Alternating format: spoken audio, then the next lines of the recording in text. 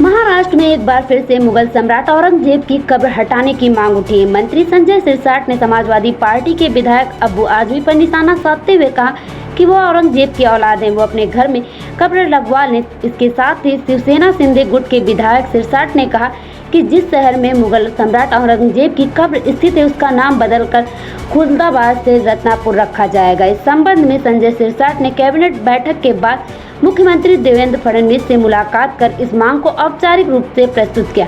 छत्रपति संभाजी नगर शहर से लगभग 25 किलोमीटर दूर स्थित खुलदाबाद में औरंगजेब की कब्र है। औरंगजेब, उनके बेटे आजम शाह, निजात, अशरफ जहां और कई अन्य लोगों की कब्रें इस इलाके में स्थित हैं।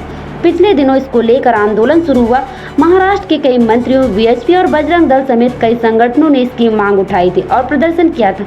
हालांकि नागपुर में हुई हिंसा के बाद इसको लेकर स्वर धीमी हो गई थी।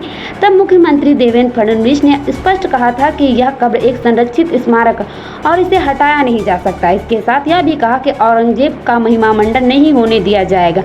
अब जब मंत्री सिरसाट ने एक नई मांग रखी, यह देखना अहम होगा कि मुख्यमंत्री इस पर क्या रुख अपनाते हैं। सिरसाट ने पिछले महीने भी कहा था कि छत्रपति संभाजी महाराज को प्रताड़ित करने वाले और उन्हें मार डालने वाले क्रूर सम्राट औरंगजेब की कब्र के लिए महाराष्ट्र में कोई जगह नहीं। सिरसाट ने कहा कि छत्रपति संभाजी नगर को पहले खड़की के नाम से जाना जाता और बाद में इसका नाम बदलकर औरंगाबाद कर दिया गया। शिवसेना नेता ने कहा कि इस तरह खुलदाबाद को पहले रत्नापुर के नाम से जाना जाता था। औरंगजेब के शासनकाल में कई जगहों के नाम बदले गए थे।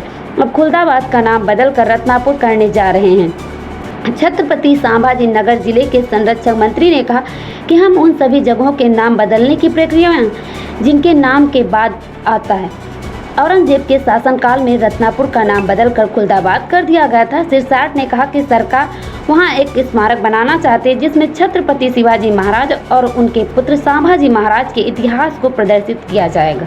ब्यूरो रिपोर्ट, सम्राट।